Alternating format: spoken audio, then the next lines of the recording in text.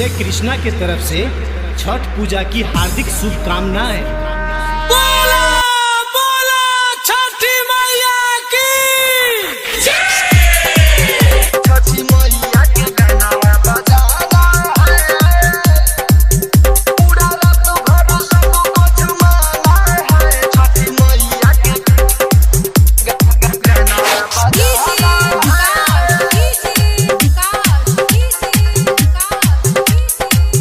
छठी मैया के गाना बजाना है,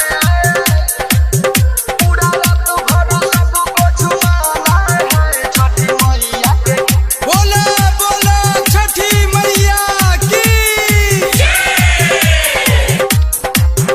अरे किने चल यादव पड़ल हकारे, करे के बा फिर से धमाल हकारे, करे के बा फिर से धमाल हकारे, धमाल हकारे, धमाल हकारे।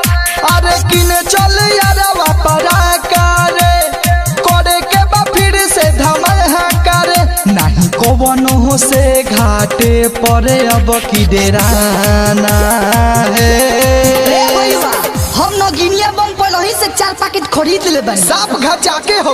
अरे हाइड्रा बम लिया, हाइड्रा बम।